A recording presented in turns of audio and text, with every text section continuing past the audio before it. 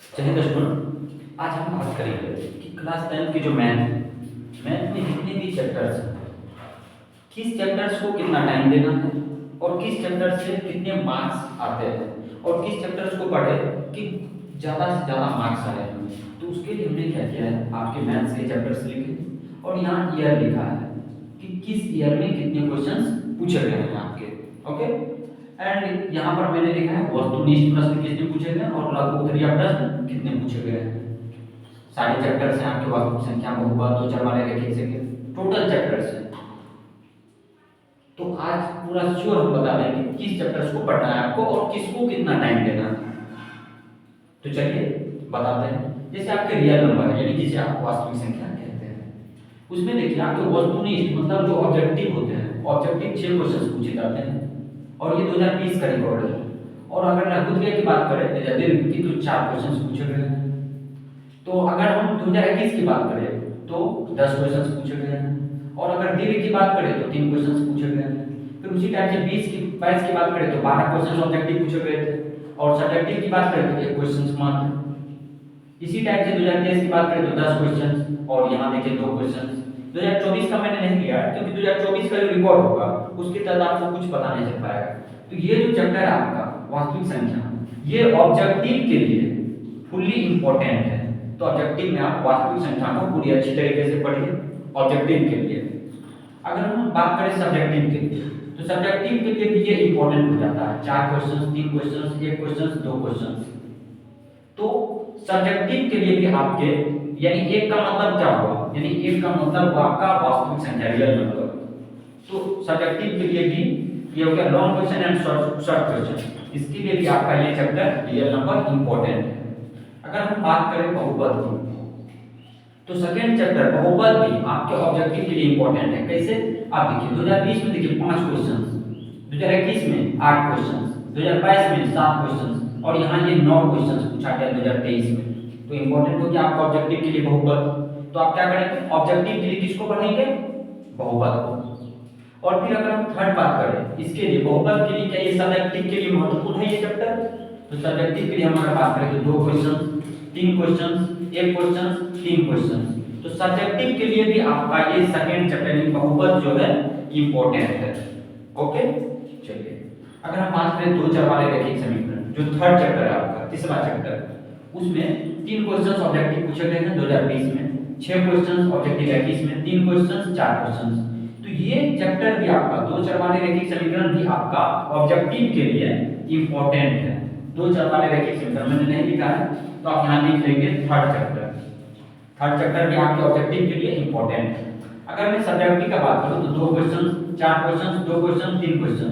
तो ये पूरी तरीके से अगर आप 3 चैप्टर भी कर लेते हैं, 3 चैप्टर दो चर वाले रैखिक समीकरण, तो ये भी आपके सब्जेक्टिव के लिए भी महत्वपूर्ण है। सब्जेक्टिव के लिए भी ये महत्वपूर्ण है। ओके, चलिए अब सेकंड चैप्टर देखते हैं ऑब्जेक्टिव के लिए कौन सा महत्वपूर्ण है और किसको हम पढ़ेंगे कि हमको ज्यादा से ज्यादा मार्क्स आ जाए। तो अगर हम फोर्थ चैप्टर की बात करें द्विघात समीकरण, तो देखिए 2 question objective, 9 question, 5 question, 8 question. अगर आप यही 4 चैप्टर कर लेते हैं मैथ्स में तो आपको कोई नहीं काट पाएगा, मार्क्स आ जाएंगे आपके ऑब्जेक्टिव में। तो ये देखिए, तो आपके द्विघात समीकरण भी ऑब्जेक्टिव के लिए इंपॉर्टेंट है। द्विघात समीकरण भी ऑब्जेक्टिव के लिए महत्वपूर्ण। आप देखते हैं 1 question long question, 2 question, 3 question और 3 क्वेश्चन। मतलब क्या, द्विघात समीकरण जो है आपके लॉन्ग क्वेश्चंस के लिए भी इंपॉर्टेंट है। तो फोर्थ चैप्टर भी आपको करने हैं। अब आगे आते हैं फिफ्थ चैप्टर समांतर श्रेणियां। ऑब्जेक्टिव देखिए 5 क्वेश्चन, 8 क्वेश्चन, 6 क्वेश्चन, 8 क्वेश्चन। ये जो 5 चैप्टर है आपका रामबाण है, इन्हीं 5 चैप्टर को कीजिए, आपको कोई नहीं काट पाएगा पूरी, मैं बोलता हूँ फर्स्ट डिवीजन से। तो ये फिफ्थ चैप्टर भी आपको करना है ऑब्जेक्टिव के लिए। फिफ्थ चैप्टर का नाम है समांतर श्रेणियां। तो आप इसमें देखते हैं लॉन्ग क्वेश्चन पूछता है 1, 4, 3, 4। तो ये फिफ्थ चैप्टर भी आपको करना ही करना है। तो 5 अगर चैप्टर आप कर रहे हैं तो 5 चैप्टर रामबाण मानिए, ऑब्जेक्टिव के लिए भी और सब्जेक्टिव के लिए भी। तो 5 चैप्टर आपको याद रखने हैं और अच्छी तरीके से पढ़ने हैं। अब अगर इधर बात करें तो देखिए कहीं क्वेश्चंस पूछा है, कहीं नहीं पूछा है। ओह सॉरी, अगर मैं त्रिकोणमिति की बात करूं, त्रिभुज नहीं, निर्देशांक ज्यामिति भी आपके लिए इंपॉर्टेंट है। निर्देशांक ज्यामिति मतलब सेवन सेक्टर, ये निर्देशांक ज्यामिति भी आपके ऑब्जेक्टिव और सब्जेक्टिव दोनों के लिए इंपॉर्टेंट है। अगर आप त्रिभुज नहीं भी करते हैं, अगर आप निर्देशांक ज्यामिति कर लेते हैं तो वो बहुत ज्यादा इंपॉर्टेंट है। चलिए अब त्रिकोणमिति देखिए, 11 question, 12 question, 20 question, 11 question, 19 question objective. त्रिकोणमिति को कभी नहीं भूलिएगा, त्रिकोणमिति को ऑब्जेक्टिव के लिए कभी नहीं भूलना है। तो त्रिकोणमिति ध्यान रखिए, त्रिकोणमिति का परिचय है, ऑब्जेक्टिव के लिए बहुत ज्यादा इंपॉर्टेंट है। अगर आप ऑब्जेक्टिव के लिए इतने ही चैप्टर कर लेते हैं, 5 चैप्टर ये और 7 चैप्टर एंड 8 चैप्टर, तो ये बहुत ज्यादा इंपॉर्टेंट है आपके लिए, ऑब्जेक्टिव के लिए। और सब्जेक्टिव के लिए भी मैंने बता दिया। अगर आप सब्जेक्टिव के लिए अगर आप प्रायिकता कर लेते हैं, हालांकि हाँ सब्जेक्टिव के लिए क्वेश्चन नहीं पूछा गया है, लेकिन 2-1 क्वेश्चन पूछ लेता है। और फिर अगर मैं बता दूं सब्जेक्टिव के लिए 12 चैप्टर एंड 13 चैप्टर सब्जेक्टिव के लिए कभी नहीं छोड़िएगा। देखिए 2 क्वेश्चन, 2 क्वेश्चन, 1 क्वेश्चन, 2 क्वेश्चन, मतलब 2 क्वेश्चन पर ईयर आपको पूछते ही पूछते हैं, ये रामबाण है। और अगर गणित की बात करें, देख लीजिए 1 question, 1 question, 1 question, 2 question subjective के लिए बहुत ज्यादा इंपॉर्टेंट है।